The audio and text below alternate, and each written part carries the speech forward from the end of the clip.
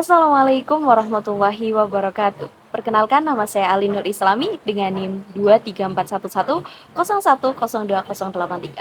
Di sini saya akan menceritakan sejarah singkat mengenai masuknya Islam di Banyumas. Pada masa pra-Islam, Banyumas berada di bawah kekuasaan kerajaan besar seperti Majapahit, Pajajaran, dan kerajaan yang ada di Jawa Tengah. Kemudian, khususnya daerah Wirasaba dan Pasir Luhur memiliki peran terbatas dalam sosial politis karena tunduk pada pemerintahan pusat kerajaan Hindu-Buddha saat itu. Kondisi geografis yang terisolasi pegunungan di utara hingga selatan membuat Banyumas kurang strategis untuk pusat pemerintahan politik.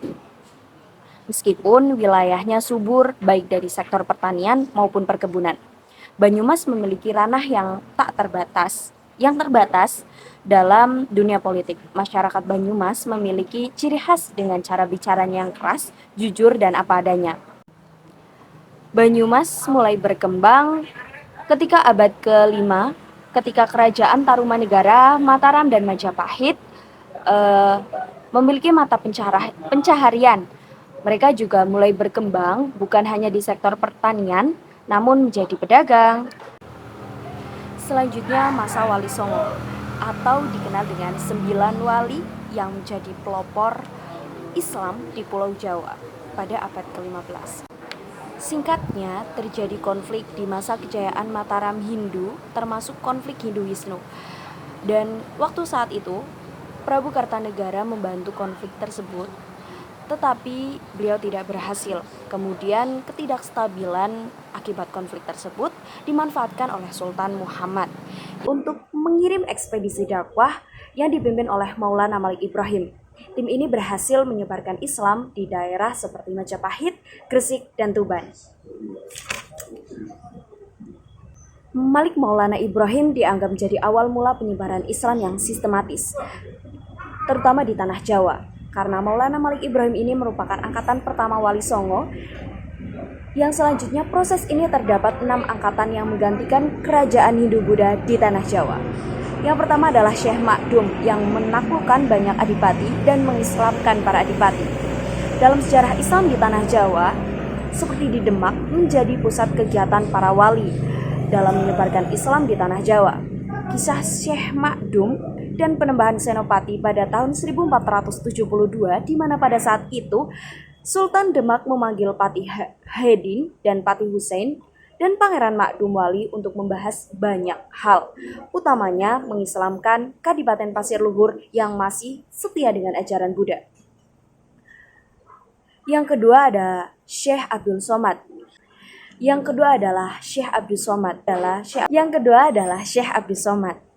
Pada abad ke-16, beliau berperan dalam mendirikan padepokan untuk sarana dakwah yang akhirnya santrinya terus bertambah.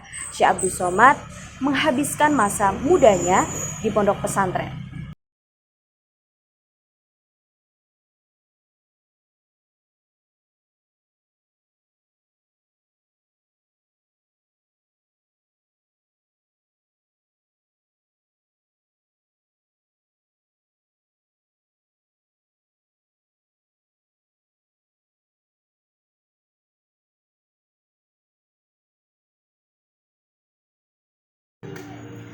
Syekh Abdul Somad dengan ketekunan dan kesungguhannya, beliau menjadi santri teladan dan diberi ijazah untuk menyebarkan ilmu agama.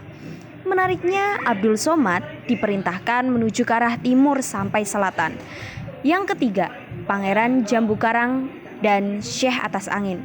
Seperti tokoh lainnya di Banyumas, Syekh Jambu Karang lebih ke data orang-orang daripada bukti. Cerita orang ke orang lain jauh lebih dipercaya daripada teori yang membingungkan.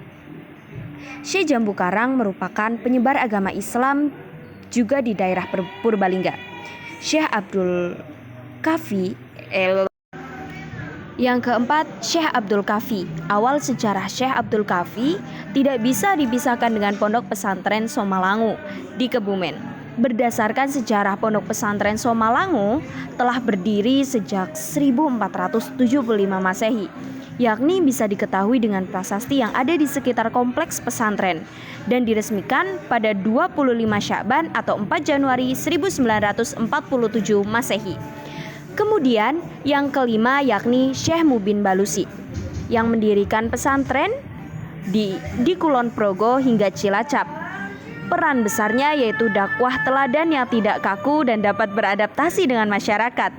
Sejarah Islam di Banyumas yang pertama pada masa Jepang, gerakan perlawanan di bawah tanah yang non-kooperatif berkembang menjadi kooperatif dengan penguasaan kependudukan Kiai Raden Muchtar NU Banyumas. Misalnya menjadi satu-satunya perwakilan NU dalam guruku orang-orang pesantren Saifuddin Zuhri yang pernah menjadi tangan kanan Kiai Wahid Hashim. Menyinggung bahwa kerjasama ini merupakan bagian dari taktik baru yang ditempa pasca penahanan Hadratus Syekh Hashim Asari 1943. Predikat kota santri untuk Sokaraja juga berasal dari ketokohan Kiai-Kiai Sokaraja menjadi tempat tinggal beberapa tokoh kiai generasi pertama di Banyumas yang mendapatkannya dari pesantren-pesantren. Jadi Banyumas adalah wilayah semi-independen di bawah pengaruh kerajaan Hindu Pajajaran. Maafkan. Demikianlah kisah yang dapat saya sampaikan. Banyak kesalahan, mohon dimaafkan. Sampai jumpa di lain hari. Terima kasih sudah menonton. Wassalamualaikum warahmatullahi wabarakatuh. Dan inilah kampus kita tercinta yang berada di Banyumas, yang melahirkan cendekia-cendekia muda yang insya Allah mampu menjadi tongkat estafet generasi muda Islami yang mampu meneruskan cita-cita pendahulu untuk kemajuan bangsa dan agama. Dan nama kampus kita mengambil dari tokoh Islam yang sudah terkemuka, yakni Kiai Haji Saifuddin Zuhri